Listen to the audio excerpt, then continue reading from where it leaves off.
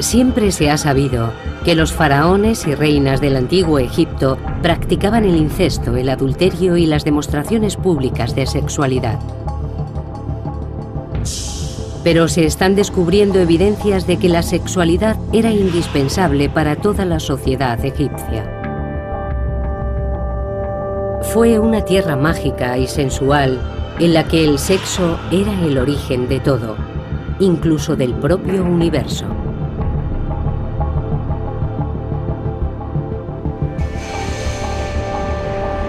El sexo en la antigüedad. Egipto.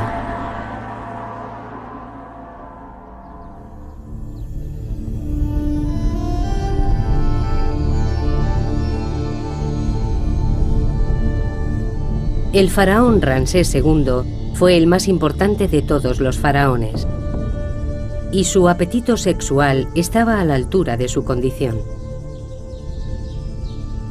Se casó con infinidad de princesas que llegaron de tierras lejanas, mujeres exóticas de Nubia, Libia y Babilonia. Se casó también con su hermana y 3 de sus propias hijas.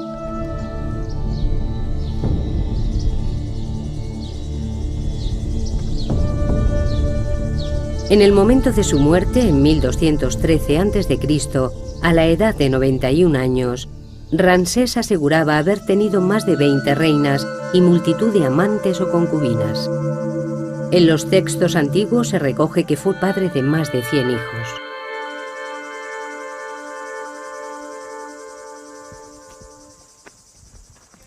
Ken Weeks es un arqueólogo americano que lleva 10 años en el Valle de los Reyes en Egipto, tratando de demostrar la autenticidad de dichas afirmaciones. Cuando Ramsés cumplió 15 años, su padre le regaló una mujer, una docena de concubinas y las llaves de todos los harenes del país. Recuerdo que cuando yo cumplí 15 años me regalaron una camisa. Pero Ramsés II se vio de repente rodeado por todas esas mujeres. Desde que nació, Ramsés estaba destinado a la grandeza. De niño era habitual verle domando toros. Para su gente eso significaba que era el hombre que podía garantizar la bendición de los dioses para Egipto y traer prosperidad al país. Imaginen un reloj de arena. Los dioses estarían en la parte de arriba y los mortales en la parte de abajo. El faraón sería el nexo de unión entre las dos esferas y toda la comunicación que pudiera establecerse entre esta vida y el más allá debía hacerse a través del faraón. Esto le situaba en una posición extremadamente importante. Los dioses expresaban sus deseos a través de la figura del faraón. Era el gran comunicador, el que permitía el alba y el crepúsculo, la salida de la luna, el éxito en la crecida anual del Nilo. Todos estos mensajes de los dioses dependían del faraón y de su capacidad de transmisión entre los dos niveles. Una de las tareas fundamentales del faraón era garantizar que los dioses trajeran fertilidad a la tierra y al Nilo. Durante una ceremonia anual se masturbaba en el agua. La fertilidad del faraón estaba estrechamente ligada con el éxito de la cosecha. Para el pueblo, la potencia sexual del faraón, su dios en la tierra, era igualmente importante porque creían que era el sexo lo que había dado lugar al mundo.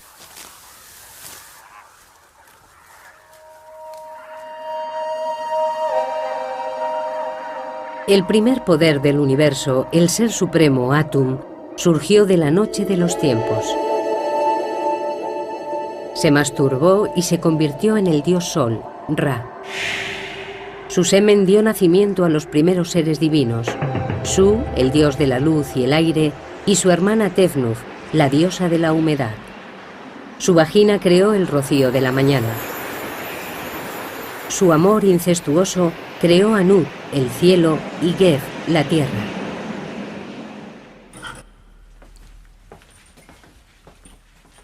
El doctor Richard Parkinson del Museo Británico es un experto en mitología del antiguo Egipto. La actividad sexual era muy importante en los mitos egipcios. En muchos se puede ver una imagen del cosmos en la que la diosa del cielo, Net, está sobre su marido Geb, dios de la tierra. Normalmente él está acostado en el suelo, pero aquí se puede ver cómo se aproxima a ella. Su unión da a luz a la siguiente generación de dioses y es el inicio de toda la historia de Egipto tras el nacimiento del cosmos.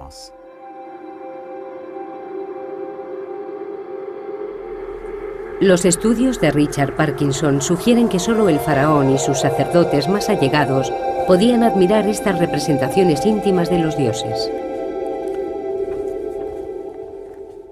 En este papiro podemos observar otro ejemplo del icono religioso cuya carga sexual es bastante insólita para nuestra mentalidad moderna.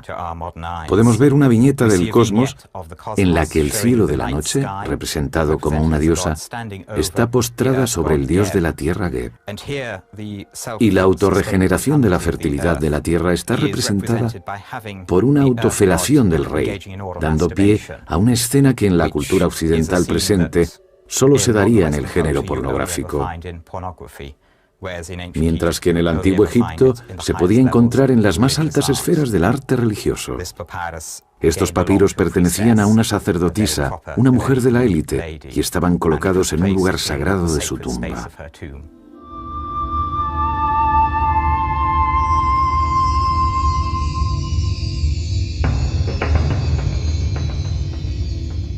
La mujer de más alta categoría en Egipto fue el primer amor de Ramsés, la gran reina Nefertari.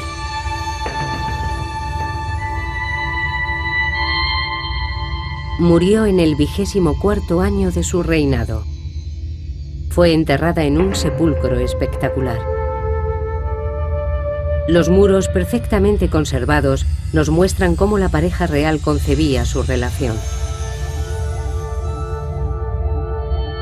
La tumba está consagrada a la diosa del amor carnal, Hathor, la equivalente de la diosa griega Afrodita.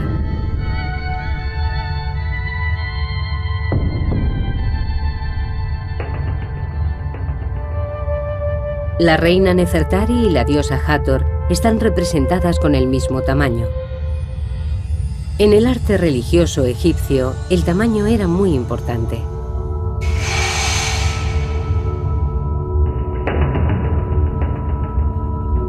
Ramsés creía que él y su reina estaban al mismo nivel de los dioses.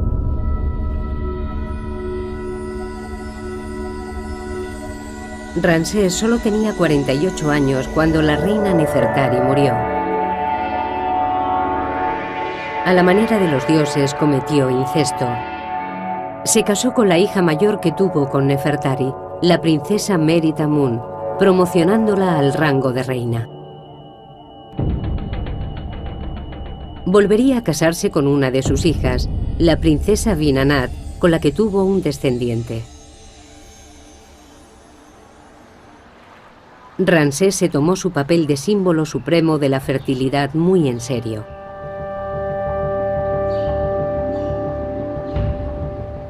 Ken Weeks ha recorrido Egipto para probar las hazañas de Ramsés. En al menos 10 templos a lo largo de Egipto grabó las paredes con escenas de procesiones formadas por sus hijos. En una están representados nada menos que 29 junto con procesiones de sus hijas en orden de nacimiento.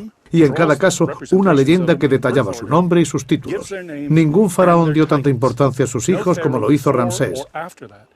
Son objeto de frecuentes referencias en textos históricos que redactó acerca de las actividades de su reinado. Comprobarlo ha sido una tarea complicada. La tumba de Ramsés en el Valle de los Reyes fue destruida por una inundación.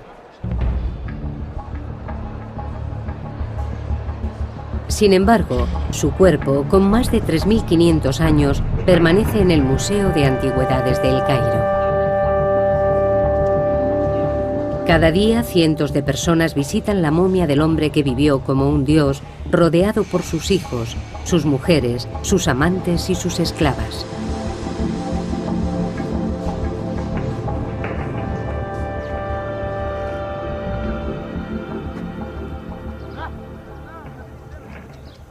Pero la vida de la gente corriente era mucho más sencilla.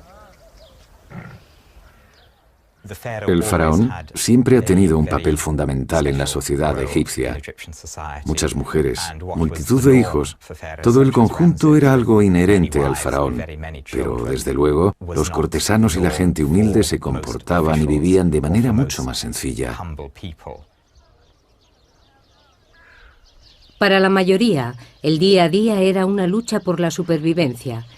Cómo veían el sexo y el matrimonio siempre ha sido un misterio, pero ahora podemos estudiar pruebas que habían estado ocultas. Datos que cuentan cómo la gente corriente llevaba una vida tan sensual y erótica como el faraón.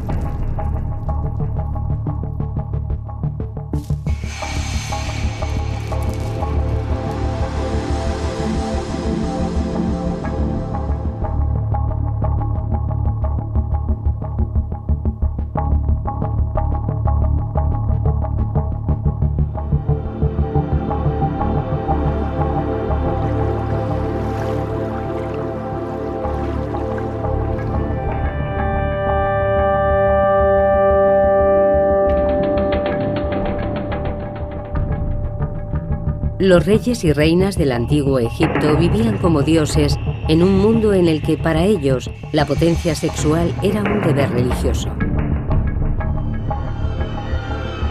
Pero poco sabemos acerca de cómo vivía y amaba el resto de la población. Muchos restos fueron arrastrados por las crecidas del Nilo.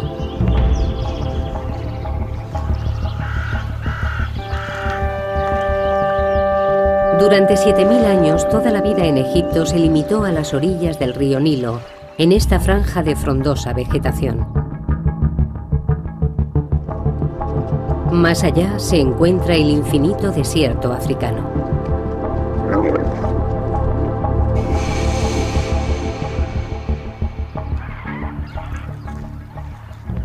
Excepto algunos templos reales y tumbas, las construcciones del antiguo Egipto son de ladrillo de barro. A lo largo de los últimos 200 años, las crecidas anuales del Nilo han destruido casi todo rastro de la historia antigua.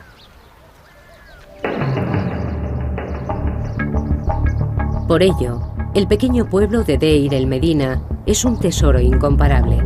Descansa sobre las dunas del desierto frente a la antigua capital, Tebas. Fue la residencia de los obreros que construyeron las tumbas reales cercanas.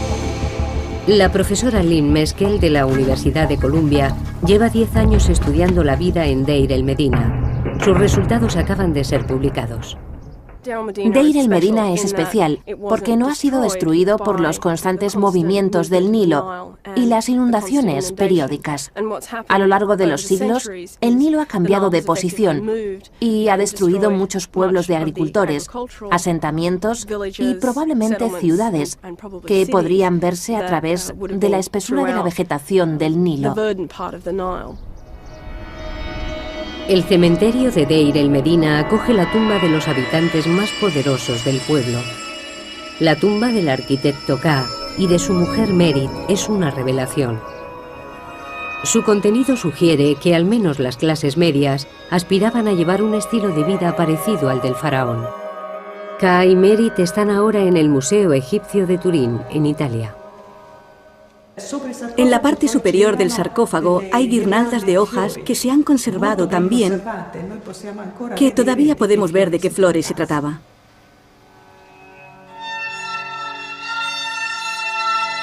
El aire seco del desierto ha conservado cada detalle de la tumba de 3500 años de antigüedad de Ka y Merit.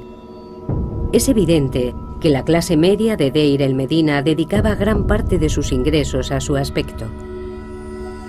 Las camisas de lino finamente tejidas de Ka con su nombre, las 50 prendas de ropa interior o su caja de maquillaje son prueba de ello, así como la peluca de Merit y su colección de máscara de pestañas y pintalabios. Los rayos X nos permiten observar sus posesiones más íntimas. Este cinturón probablemente esté hecho de tiras de oro con incrustaciones, que lo más seguro es que sean de oro también. Este tipo de ornamento era típico de las mujeres, ya que representa el sexo femenino. También encontramos pendientes, anillos y otros objetos menores. Y en el pecho de K vemos este escarabajo. Es el famoso escarabajo corazón que probablemente lleve una inscripción. Asimismo hemos hallado pendientes, anillos y todo tipo de ornamentos.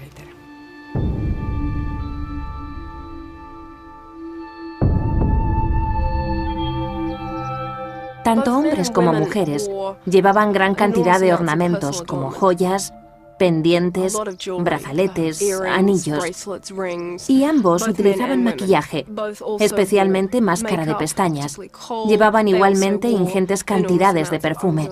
Desde luego no se regían por nuestros criterios, según los cuales las mujeres son las principales portadoras de joyería. Los hombres también lucían joyas muy caras.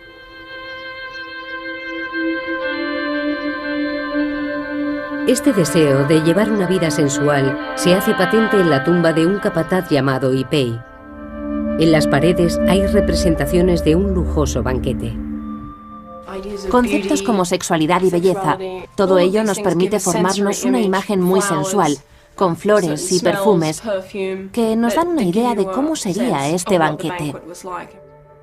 Habría música, vino, probablemente infusiones de vino y flores de loto, todo tipo de sustancias estupefacientes, y con todo resultaría una experiencia muy sensitiva.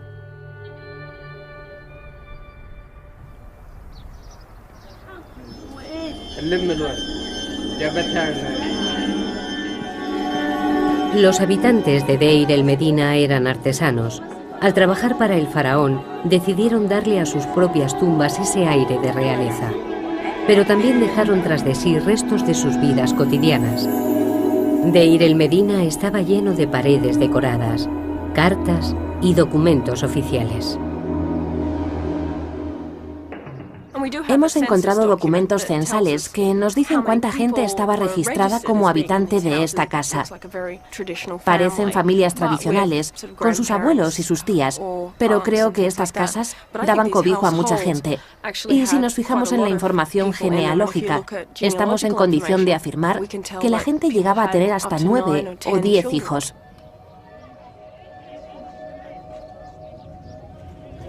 Se parece mucho a la vida de los actuales habitantes de Egipto. Los animales y los seres humanos comparten espacios comunes. El tejado es el centro vital. La gente pasaba mucho tiempo en el tejado. Dormían allí, ya que es un lugar muy fresco, sobre todo durante el verano, y se desarrollaban otras actividades, como la cría de animales. Eso es algo que se da todavía en nuestros días. También tendían la ropa. Utilizaban cualquier espacio libre disponible.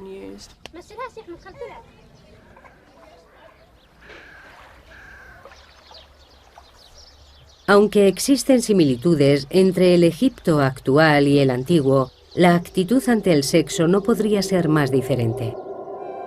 Cuando el francés Bernard Bruyère realizó las primeras excavaciones en Deir el Medina en 1900, encontró en todas las casas demostraciones públicas de imaginería erótica.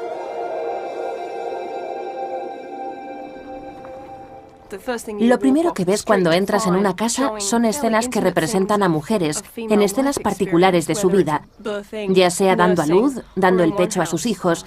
Y en una casa en particular, en la casa Sureste 8, podemos observar un gran fresco de una mujer desnuda, tocando una flauta doble. Este tipo de imágenes con tanta carga erótica y ritual no es algo que en la actualidad asociemos a la decoración inherente de una casa, y mucho menos de las primeras estancias. Además de las pinturas eróticas, Deir el Medina estaba lleno de objetos sagrados, utilizados probablemente en rituales de fertilidad.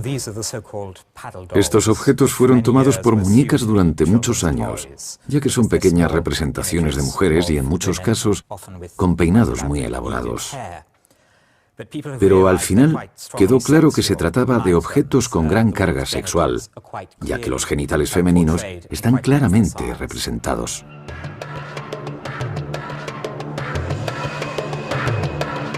Un escriba de Deir el Medina elaboró un documento muy explícito como divertimento o por encargo. El papiro erótico de Deir el Medina empieza con escenas normales de animales hasta que repentinamente cambia de tono. Algunos expertos han sugerido que estamos ante un tratado sexual o una alegoría religiosa. Otros apuestan por que se trate de un papiro satírico. Asumen que el hombre, al ser calvo, es un sacerdote, y la mujer, al comportarse de esta manera, deja claro que es una prostituta, por lo que se trataría de una sátira social. Pero creo que estas explicaciones son un tanto rígidas y académicas. Todo el papiro se desarrolla claramente en un contexto humorístico, como una parodia. El hombre hace gala de la tremenda flexibilidad de su pene, lo que es común en el género humorístico.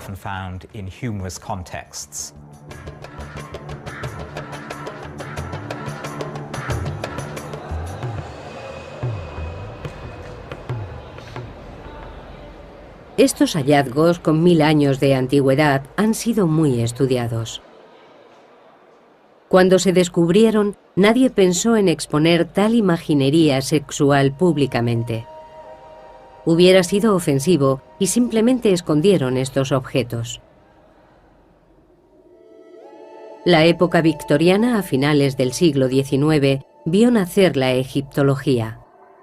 Los expertos de aquel entonces tendían a centrarse en las vidas de los faraones y no prestaban atención a las clases bajas de la sociedad del antiguo Egipto. Actualmente estamos muy interesados en lo que pudiera pensar y sentir el hombre de la calle, que hacían en su tiempo libre los escribas y los hombres que pintaron estas paredes. Estamos mucho más centrados en conseguir una visión de conjunto de la cultura egipcia, mucho más que en la encorsetada definición victoriana de la historia, según la cual esta no sería más que un recuento de batallas y una sucesión de reyes.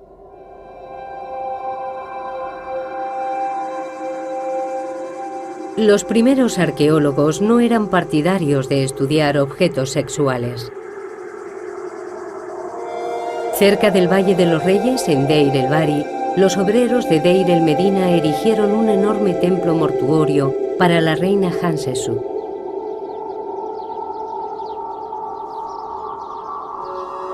En un santuario dedicado a la diosa Hathor, los excavadores encontraron una amplia colección de penes de madera que podrían haber sido utilizados en ritos de fertilidad.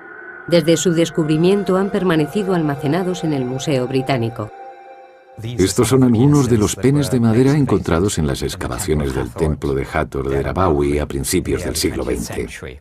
Fueron encontrados en cestas colocadas alrededor del santuario y, por supuesto, no fueron referenciados con los informes originales de las excavaciones. Todavía no está claro en qué contexto se utilizaban o cuál era su función.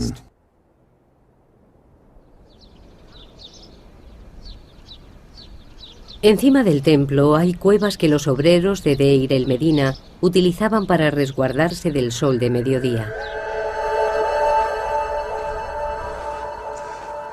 En una de ellas encontramos una pintura del antiguo Egipto.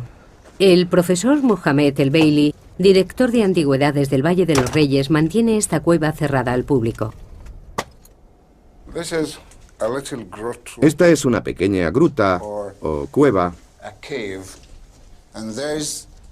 donde se pueden observar dibujos representando escenas de contenido sexual. Los obreros que trabajaban en el templo se protegían del sol en estas cuevas durante los descansos y durante estos ratos libres se divertían. Imaginaban y dibujaban en las paredes de las grutas lo que les gustaría estar haciendo en ese momento y lo compartían con sus compañeros mientras descansaban en la pequeña cueva. Este hombre tiene mucha prisa por hacer el amor en esta postura.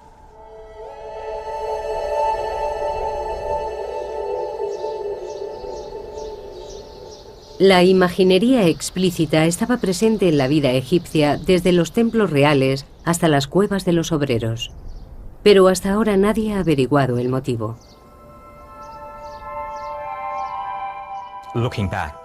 Echando la vista atrás, es fácil suponer que el pudor típico de una cierta época haya podido entorpecer el estudio de este material.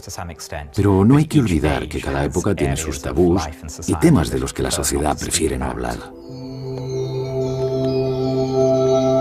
Los documentos encontrados en Deir el-Medina están empezando a dar una idea más clara de por qué los antiguos egipcios estaban tan obsesionados con el sexo.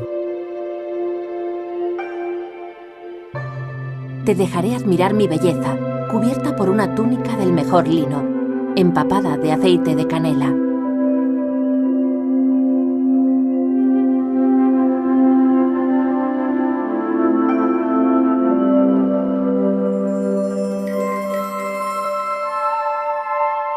Noche, eres mía para siempre, ahora que mi maestra ha venido a mí. La beso y sus labios me responden. Estoy muy excitado incluso sin haber bebido cerveza. Los fragmentos de poesía amorosa y la imaginería encontrada en Deir el-Medina sugieren que este era un pueblo en el que el sexo no era un tema tabú. Es probable que no se ocultara ni a los propios hijos. Hay ciertas imágenes en las que observamos a una pareja en el acto sexual, en presencia de niños, lo que nos indica que la idea de que este tipo de actos deban ser ocultados a los niños es una concepción occidental y perteneciente a la tradición europea. Y si nos fijamos en la historia de Europa, nos daremos cuenta de que hace varios siglos las familias vivían todas juntas en casas muy pequeñas, compartiendo la misma habitación y a veces la misma cama. Creo que tenemos que recalibrar nuestras sensibilidades a este respecto. Tenemos que superar la idea de que se trata de algo ritual. Realmente formaba parte de la vida doméstica. Para los egipcios estas esferas se entremezclaban fácilmente.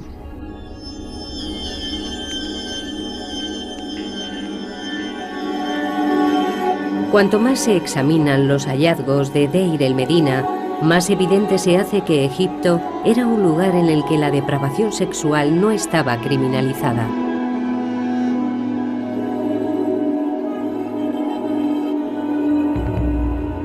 En el pueblo, Paneb, un ladrón y asesino con un apetito sexual insaciable, se acostó con todas las mujeres del pueblo, ganándose la enemistad de muchos.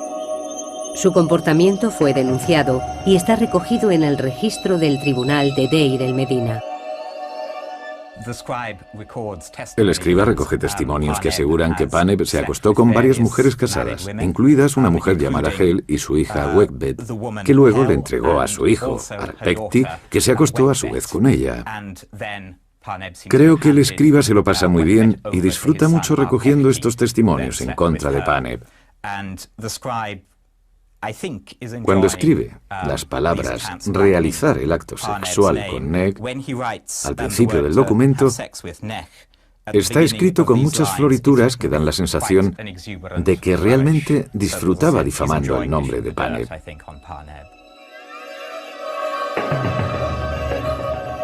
Pero su conducta solo fue objeto de registro, pero no de castigo. En la actualidad, este tipo de acto sería considerado un crimen, pero no en el antiguo Egipto. Se trata de algo repudiable y vergonzoso, pero demostraban una actitud muy práctica al respecto. El adulterio era algo común, y por ello no merece el castigo de la muerte. El matrimonio parecía ser frecuente, pero los registros del pueblo dan fe de que el divorcio también lo era.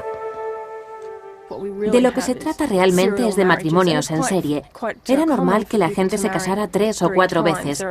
Hay casos conocidos de mujeres también, que se casaban con varios hombres en diferentes momentos, manteniendo relaciones paralelas. El concepto de matrimonio era muy informal. La frase utilizada para referirse al matrimonio era encontrar casa juntos. No había ceremonias, simplemente vivían con su pareja. No había códigos civiles, el matrimonio no estaba regulado. Lynn Meskel ha descubierto algunas modalidades de convivencia en Deir el-Medina que hoy resultarían sorprendentes.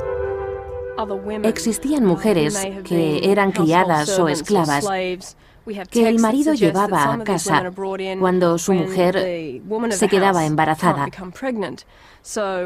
De esta forma, el hombre podía seguir teniendo hijos, que eran parte de la familia, y a veces estos hijos llegaban a casarse con gente notable. La esclava o criada, por su parte, veía cómo se elevaba su estatus y pasaba a formar parte del hogar. La convivencia era muy flexible y existían modalidades para todos los gustos. Lo que a nuestros ojos es algo realmente increíble e inapropiado, para los egipcios funcionaba muy bien. Los antiguos egipcios eran tan liberales que no parecían preocuparse por la virginidad. En muchas sociedades posteriores, la virginidad constituía un requisito esencial que debía ser respetado hasta el matrimonio. En el antiguo Egipto no existía tal creencia. No hay mención específica en los textos que poseemos al respecto de la virginidad, de los hijos ilegítimos o relativos a cuestiones de paternidad. Se hace tanto hincapié en la fertilidad y la capacidad de tener hijos, que no había razón por la cual llegara a establecerse una discriminación de ningún tipo respecto al sexo, como más tarde se implantaría en las sociedades medievales. Hasta dónde llegaba este énfasis de la fertilidad es algo que todavía no está muy claro. Algunos expertos han sugerido que existía una actitud en la que se aceptaba cierto nivel de promiscuidad. En el hermético mundo de la corte del faraón se llegaba a pensar que incluso los dioses mantenían relaciones homosexuales. Los textos literarios conservan mucha información acerca de la sexualidad y la manera en que se contemplaba en la vida cotidiana. Es posible que la primera frase de coqueteo de la humanidad apareciera en un papiro, uno en el que un dios trata de seducir a otro. Es una de las primeras situaciones de flirteo homosexual de la historia del mundo, donde un dios llega a decirle al dios Horus: «Me encanta tu trasero». Nefwi, Wiki. Al igual que con el adulterio, hay gran cantidad de referencias a la homosexualidad en los textos literarios del antiguo Egipto, pero no hay constancia de personajes históricos que fueran homosexuales. Sin embargo, existe una tumba en Saqqara de dos hombres llamados Neakhum y Numhotep, que eran los peluqueros de uno de los reyes del antiguo reino de Egipto, y siempre se ha pensado que mantenían una relación. Homosexualidad, adulterio y divorcio, considerados como desviaciones por las religiones posteriores. Pero en Egipto los valores sexuales parecían más relajados. Una de las claves reside en las características geoclimáticas del país. La vida en Egipto era precaria, las sequías eran frecuentes. La mortalidad infantil era muy alta. La fertilidad de la tierra y de sus habitantes era una preocupación constante. Los egipcios no podían ser restrictivos ni siquiera en materias sexuales. Todas las representaciones de la actividad sexual son positivas. Son consideradas fuente de creación, fertilidad y en muchos casos de protección. Nunca se contemplaba desde un punto de vista negativo. Con las evidencias rescatadas del asentamiento, la utilización de la imaginería tanto en los hogares como en las tumbas y los relatos mitológicos relativos a la creación del mundo, creo que estamos en disposición de afirmar que la sexualidad era una parte esencial del día a día y que no se limitaba a una esfera de intimidad e incluso clandestinidad como ocurre ahora. A pesar de que sería un error contemplar esta sociedad como una utopía sexual, habría que enfatizar el hecho de que se trata de una cultura de hace varios miles de años.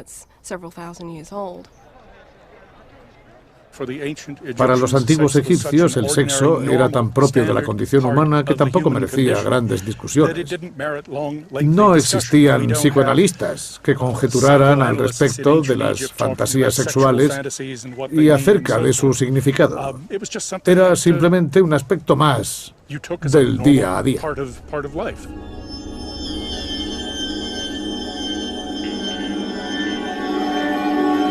Los antiguos egipcios estaban lejos de sentirse acomplejados o culpables respecto al sexo. Por el contrario, el temor que existía era el de la infertilidad. El faraón podía contar con el apoyo de los dioses, pero la gente corriente no tenía acceso a los templos reales. Tenían que conformarse con recurrir a dioses menores y a la magia.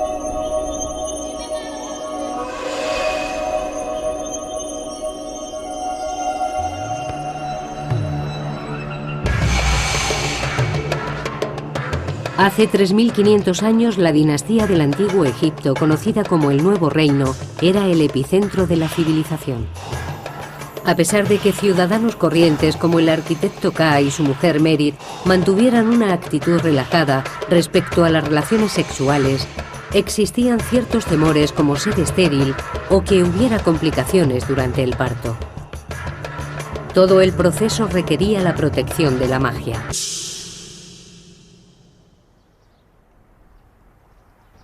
En el centro de cada casa de Deir el-Medina hay una plataforma elevada. Durante mucho tiempo se consideró que dichas estructuras fueran camas. Lo característico y distintivo de muchas de las casas del pueblo son estas enigmáticas estructuras que Bruyère llamó lit clos. Son camas cerradas y durante mucho tiempo se pensó que eran el equivalente de la cama francesa. Pero si nos fijamos en su tamaño, nos damos cuenta de que sería un poco angustioso dormir en ellas.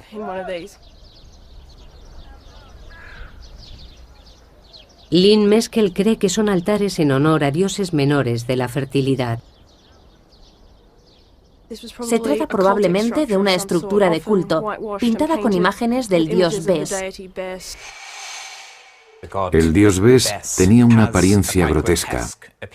Es posible que fuera representado ahuyentando a los demonios. Se puede apreciar, sobre todo en cómo saca la lengua, una actitud particularmente agresiva. Esto es lo más cercano al folclore que hemos descubierto en el Antiguo Egipto. Bes se usaba para espantar a los demonios que se escondían tras el manto visible del mundo. Cada enfermedad, muerte, sequía, hambruna o revés del destino se achacaba a la obra de un demonio, espíritu malvado o incluso al fantasma de algún pariente desdichado. Una mujer como Merit podría contratar los servicios del chamán para que efectuara un ritual en honor de Bes. Es probable que recurrieran a dioses locales, a peregrinaciones y a cierto tipo de libaciones domésticas, como la ofrenda de comida, abluciones y ese tipo de cosas.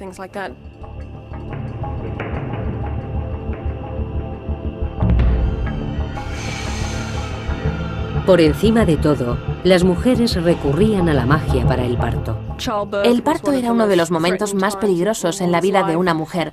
Nos consta que la tasa de mortalidad infantil era muy alta, con lo que existía una demanda muy alta de rituales y amuletos de protección de todo tipo.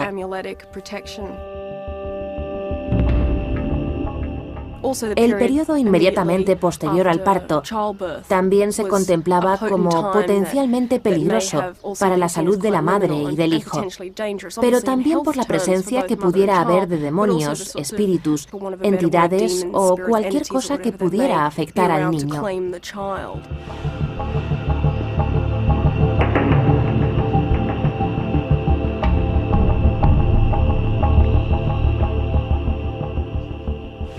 Muchos artilugios sagrados de la cultura egipcia han llegado en muy buen estado hasta nuestros días, tales como estas varas de marfil, utilizadas por los magos y sanadores durante los rituales de protección de los niños y mujeres, lo que se hacía antes, durante y después del parto. Existían muchos demonios que los magos invocaban para obtener protección, El reverso porta una inscripción que describía el proceso del ritual de protección para el recién nacido. Los hombres del antiguo Egipto también se sometían a procesos mágicos para asegurar su fertilidad. Su principal objetivo era tener un descendiente varón. Un hechizo que un hombre podía conjurar para que una mujer se acostara con él se obtenía mezclando esencia de aceite de rosa y una cabeza de pescado seco del Nilo.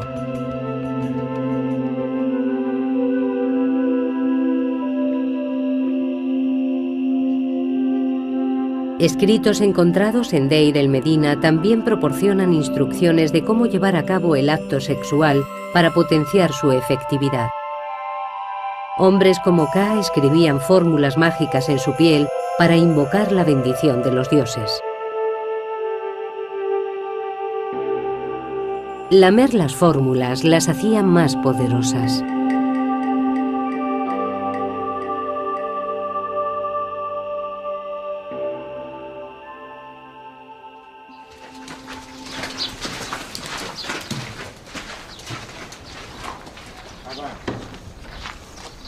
La preocupación por la fertilidad de los egipcios no se detenía con la muerte.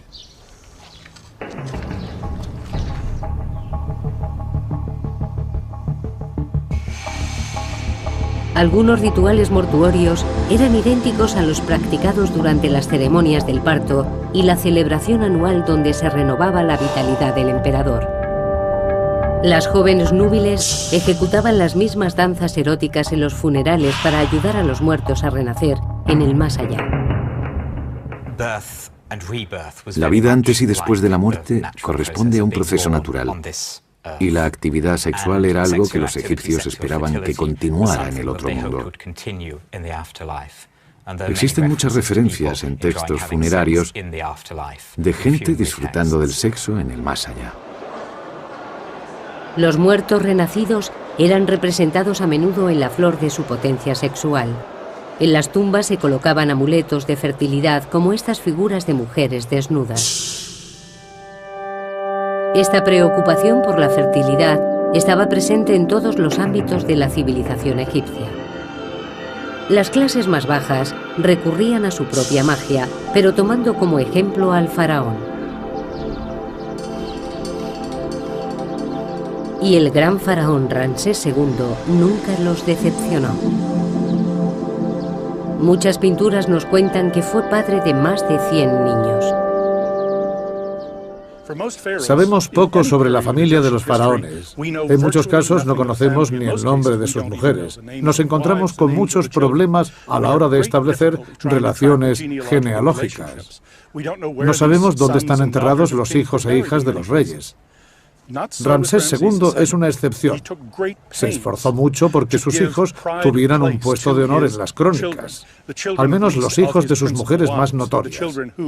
Los niños eran jóvenes que podrían haber optado a suceder a su padre, y en su caso al menos tuvieron funerales de Estado, aquí, en el Valle de los Reyes. Pero nadie ha encontrado las tumbas de ninguno de los hijos. ¿Decía Ramsés la verdad? En 1983, Ken Weeks decidió hacer excavaciones en una pequeña tumba que se conocía simplemente como KV5. Quería comprobar su contenido antes de que convirtieran la zona en un aparcamiento. Cuando Howard Carter limpió la tumba de Tutankamón, se fijó en esta tumba, pero la consideró sin importancia. Así que la utilizó como almacén para los restos producidos por sus propias excavaciones y tapó la entrada con cieno y tierra. El grupo de Weeks tardó más de 6 años en desenterrar la primera cámara. Al final había una puerta. Atravesamos el umbral y entramos en un corredor. Vimos que se trataba de la mayor tumba de todo el Valle de los Reyes. Al descifrar los jeroglíficos de la entrada, supieron que no solo se trataba de la tumba más grande. Lo primero que vimos al pasar el umbral fueron una serie de escenas grabadas en la pared. Aquí tenemos un par de manos sujetando incienso. Son las manos de Ramsés II. Detrás de él aparece la cabeza de un joven. Las columnas que hay encima de los jeroglíficos nos indican que se trata del hijo mayor del rey, Amun-Her-Kepesef. Están escritos sus nombres y sus títulos. De repente nos dimos cuenta de que habíamos descubierto la tumba de un hijo de Ramsés, uno de los faraones más importantes del reino de Egipto.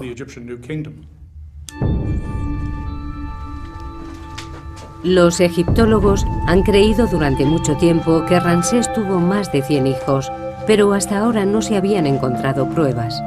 Ken Weeks acaba de publicar sus informes preliminares sobre KV5. Cree que puede haber encontrado un complejo de tumbas único, encargado por Ramsés para dar sepultura a sus hijos, a muchos de los cuales sobrevivió.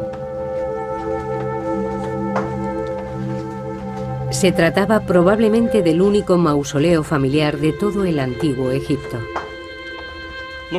Fijaos, por ejemplo, en esta maravillosa figura de Hathor. Precioso rostro. Desgraciadamente, ha sufrido muchos daños causados por las crecidas del Nilo.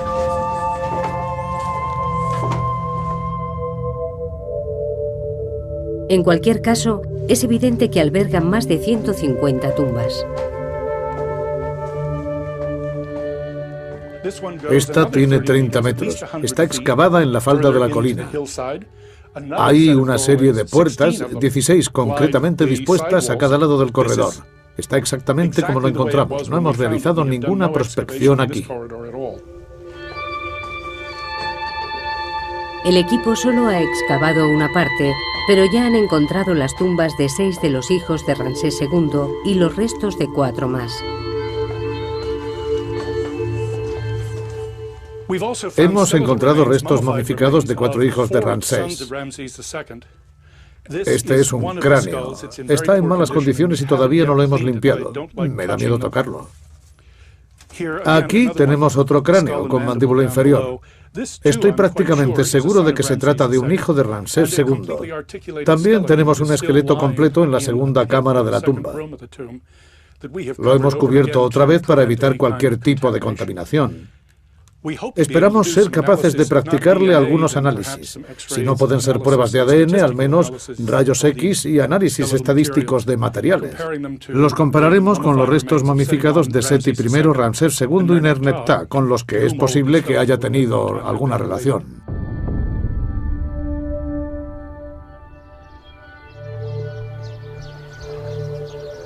Las 150 tumbas de KV5 sugieren que Ramsés tuvo tantos hijos como afirmaba. Eran un mensaje para las generaciones posteriores. El faraón, su tierra y su gente eran muy fértiles.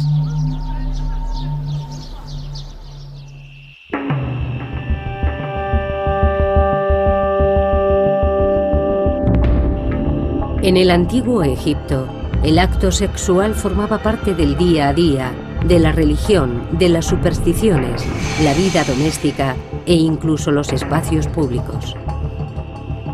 Pero pronto llegarían tiempos en los que el acto sexual pasaría a ser considerado oculto, privado, cargado de culpa y vergonzoso.